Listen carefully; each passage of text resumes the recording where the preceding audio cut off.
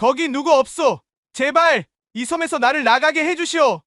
옛날 옛적 거친 바다 너머 어느 고을에 윤씨 가문이 있었다지요. 한때는 명망 높던 집안이었으나 세월이 흐르며 기울어져 이제는 옛 영화의 그림자만 남아있을 뿐이었답니다. 그 가문의 막내 아들 윤혜주는 28 나이에 정약 혼사를 피해 한밤중에 배를 훔쳐 도망쳤다고 합니다. 그날따라 하늘은 먹구름으로 뒤덮이고 바다는 성난 호랑이처럼 으르렁거렸지요. 이대로 죽는 것인가. 폭풍우 속에서 배가 뒤집히고 해주는 검은 바닷물에 휩쓸렸습니다. 차가운 물이 그의 숨을 앗아가는 순간 깊은 바다 속에서 이상한 빛이 피어올랐답니다. 그리고 물 속에서도 들리는 듯한 여인들의 목소리. 돌아오세요.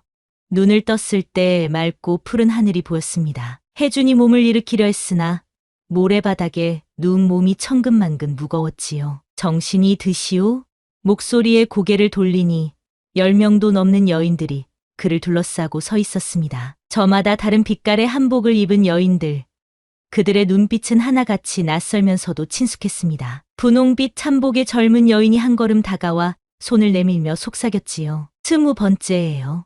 해주는 손을 잡고 일어나며 주위를 살폈습니다. 낯선 해변, 멀리 보이는 울창한 숲, 기이한 형태의 바위들. 여기가 어디란 말인가? 여기는 대체 어디입니까? 그리고 여러분은? 여인들은 말없이 서로 눈길만 주고받았습니다. 어떤 이는 눈물을 머금고, 어떤 이는 미소를 짓고, 또 어떤 이는 등을 돌려 바다를 바라보고 있었지요. 무채색 한복의 여인이 잠시 해준을 바라보다 시선을 피했습니다. 그녀의 눈가에 맺힌 슬픔이 해준의 가슴을 울렸습니다. 이리 오시지요. 해가 지기 전에 할 이야기가 많답니다. 붉은 한복을 입은 여인이 앞장서자 다른 여인들도 함께 움직였습니다. 해주는 어리둥절한 채로 그들을 따라 모래사장을 벗어났지요. 해변에서 멀지 않은 곳에 자리한 마을은 작고 아담했습니다. 나지막한 초가집들이 옹기종기 모여 있었으나 이상하게도 온 마을의 여인들만 보였습니다. 남자의 그림자는 한 점도 찾아볼 수 없었지요. 앉으시지요. 붉은 한복의 여인 이강희가 가장 큰 집으로 해준을 안내했습니다. 모두가 둥글게 자리를 잡고 앉자 이강희가 고요한 목소리로 말을 이었습니다. 이곳은 이름 없는 섬.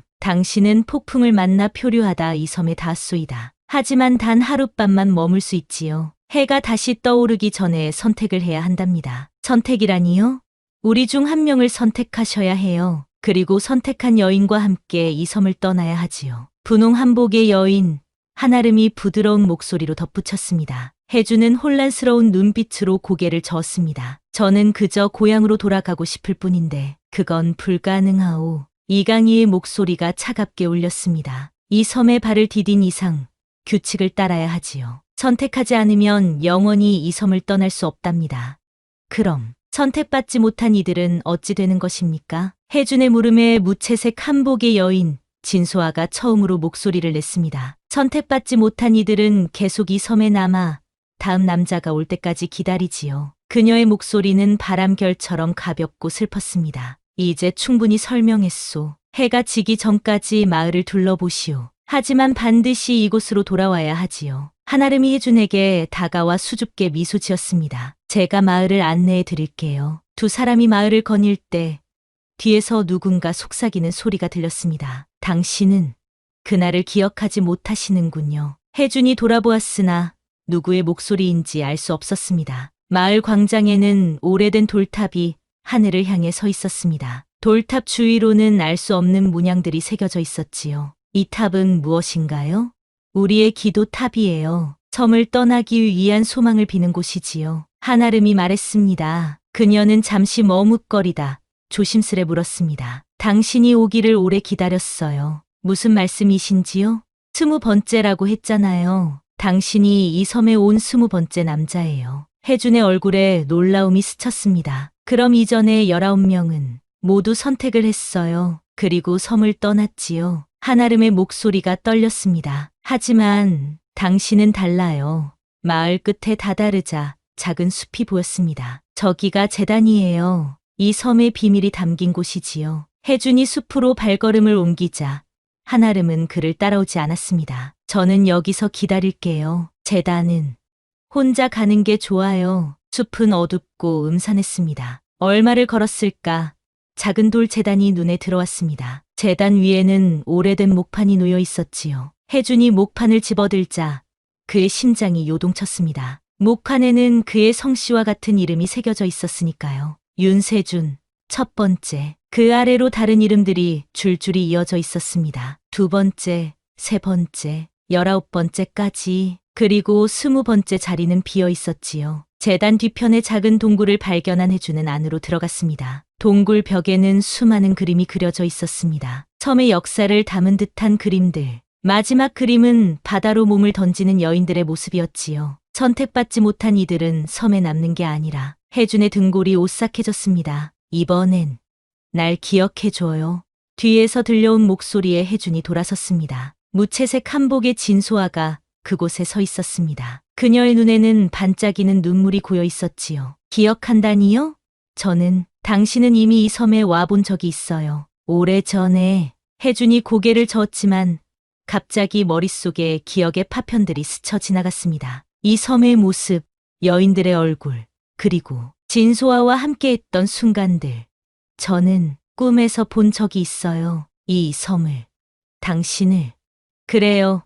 당신은 꿈속에서 기억하고 있었군요. 우리의 약속을.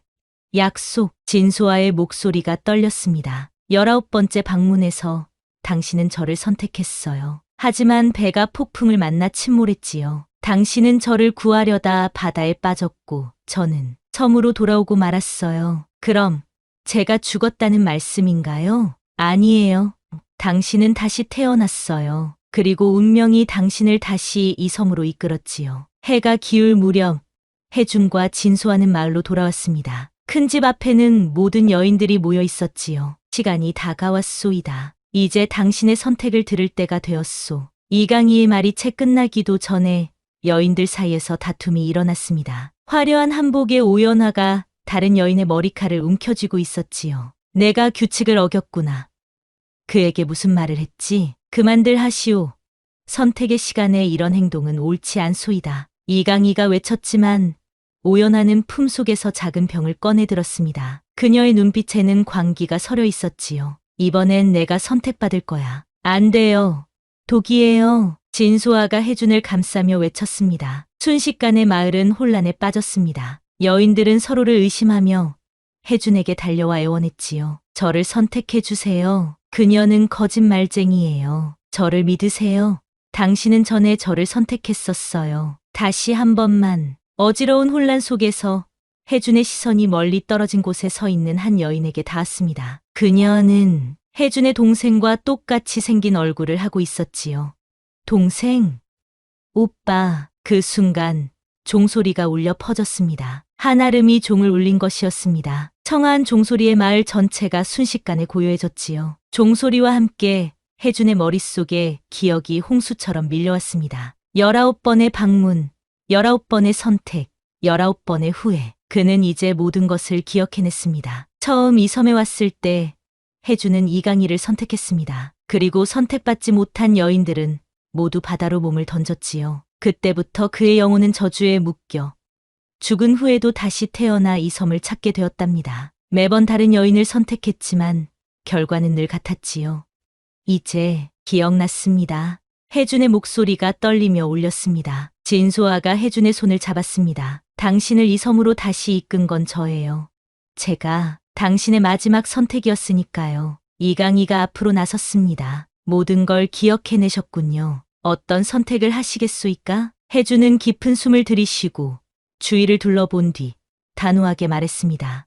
저는 아무도 선택하지 않겠습니다. 여인들 사이에서 놀란 탄성이 흘러나왔지요. 그건 불가능한 일이오. 이강희의 얼굴이 창백해졌습니다. 선택하지 않으면 당신은 영원히 이 섬을 떠날 수 없소이다. 혜준이 고개를 저었습니다. 그렇다면 저는 이 섬에 남겠습니다. 더 이상의 희생은 없어야 하니까요. 진소아가 다시 종을 울렸습니다. 이번 종소리는 깊고 슬픈 울림이 있었지요. 이번엔 당신이 남을 차례예요. 종소리가 멎자 이상한 일이 일어났습니다. 여인들이 하나둘씩 안개처럼 희미해지기 시작한 것이지요. 무슨 일이 벌어지는 거죠? 혜준이 놀라 물었습니다. 진소아가 미소를 지었습니다. 저주가 풀리고 있어요. 당신이 선택을 거부함으로써 우리 모두를 자유롭게 해준 거예요. 여인들은 하나둘씩 사라졌고 마지막으로 진소아만이 남았지요. 당신도 사라지는 건가요? 혜준이 슬픈 눈으로 물었습니다. 진소아는 고개를 저었습니다. 아니에요. 저는 아마 당신과 함께 할 거예요. 이제 우리는 새로운 시작을 할 수 있어요. 혜준과 진소아는 손을 맞잡고 바다를 바라보았습니다. 멀리 안개 속에서 또 하나의 배가 섬을 향해 다가오고 있었지요. 또 다른 영혼이 오고 있군요. 진소아가 고개를 끄덕였습니다. 그래요. 하지만 이번엔 달라질 거예요. 우리가 그를 도울 테니까요. 두 사람은 손을 꼭 잡은 채 새로운 방문객을 맞이하기 위해 해변으로 향했습니다. 바다는 고요했고 하늘에는 별들이 반짝이고 있었지요. 옛 이야기에서는 이렇게 전해진답니다. 선택받지 못한 여인들의 섬에서 진정한 사랑과 희생으로 저주를 깨뜨린 한 남자의 이야기를. 그리고 사람들은 가끔 안개 낀 밤바다에서 은은한 종소리가 들려온다고 합니다. 그것은 새로운 영혼을 위로하는 섬의 수호자들의 노래라 하지요.